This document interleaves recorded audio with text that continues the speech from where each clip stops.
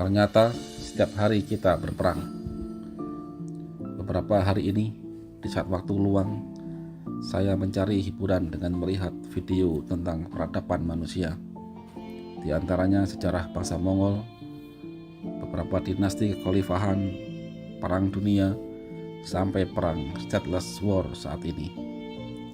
Sejarah peradaban manusia banyak diisi peperangan yang dipicu berbagai hal, mulai nafsu menguasai daerah, nafsu memperebutkan sumber daya, sampai perang agama. Pada setiap peperangan akan menghasilkan kemenangan versus kekalahan, penindas versus tertindas, hidup versus mati, hak versus batil. Semua itu terkumpul pada kondisi peperangan. Terbersit di pikiran saya, kenapa kok semua itu terjadi sepanjang peradaban manusia?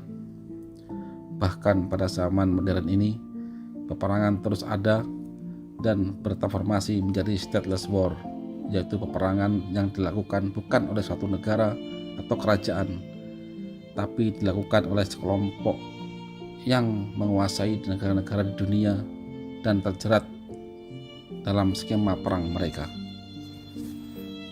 Lama saya berpikir, apa esensi dari hidup ini? Apakah saya harus ikut berperang? Apakah saya bisa menghindar dari perang? Padahal baik yang menang atau yang kalah juga akan mati.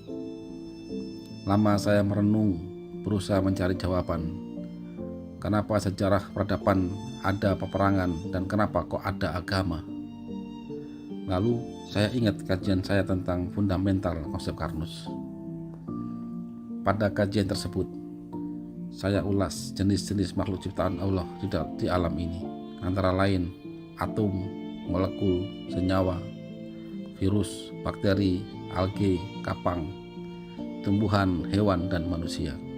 Tubuh manusia adalah organisasi sekian triliun sel yang diperintah oleh organ otak dalam melakukan kehidupan sehari-hari.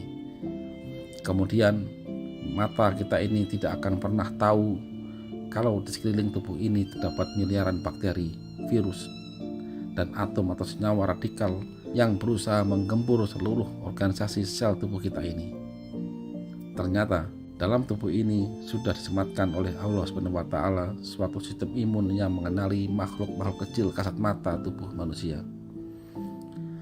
Sel-sel imun tubuh kita ini setiap detik siaga dan berperang melawan berbagai agresor kecil berupa bakteri, virus, bahkan zat radikal yang masuk ke tubuh ini. Bagi virus dan bakteri, mereka ingin masuk ke tubuh kita untuk berkembang biak dan menguasai seluruh sumber daya tubuh ini sampai kita mati. Bagi zat radikal, mereka ingin masuk menyerang tubuh ini untuk mendapatkan elektron dari senyawa penyusun sel tubuh kita, sehingga zat radikal tersebut menuju keseimbangan elektron pada orbitalnya. Tapi bagi tubuh kita akan terjadi berbagai gangguan metabolis dan gangguan DNA sampai tubuh ini akhirnya mati. Belum lagi gangguan pengkhianat dalam organisasi sel tubuh manusia. Para pengkhianat ini biasanya dalam bentuk radikal yang dihasilkan oleh pembakaran tidak sempurna di mitokondria, sehingga sistem imun tubuh ini harus siap siaga dan tidak boleh menyerah. Belum lagi ketidaktahuan pemilik tubuh ini yang memasukkan zat radikal baik dalam makanan, obat-obatan, kosmetik, lifestyle, maupun dari lingkungan tempat dia hidup sehari-hari. Ketidaktahuan tersebut akan menambah peperangan sistem imun untuk melindungi warga selnya dari kematian. Dan yang terakhir adalah kejahatan sebagian manusia yang menggunakan bakteri atau virus sebagai senjata untuk menguasai manusia di dunia ini. Berkaca dari kejadian yang dialami oleh sel-sel tubuh manusia di atas, maka sejatinya dalam tubuh manusia sudah terjadi peperangan. Peperangan tersebut mau tidak mau harus dihadapi oleh seluruh tubuh ini. Dia tidak bisa menghindar, lari pun dia tidak bisa. Hanya ada dua konsekuensi, yaitu menang atau kalah, hidup atau mati. Kalau penyusun tubuh manusia ini sudah berperang, maka kondisi peperangan ini akan dialami oleh setiap manusia sejak dalam kandungan, sehingga sifat keinginan untuk perang, menguasai atau bahkan menindas sudah ada dalam tubuh manusia ini. Oleh karena itu, kita diciptakan sebagai makhluk yang berakal, sehingga Allah SWT memberi aturan hidup dalam bentuk agama untuk meredam perang dan hidup saling mengasihi serta tidak dolim ke sesama makhluk di alam ini. Saat ini kita dihadapkan perang dengan virus. Mau tidak mau, suka tidak suka, kita harus berperang.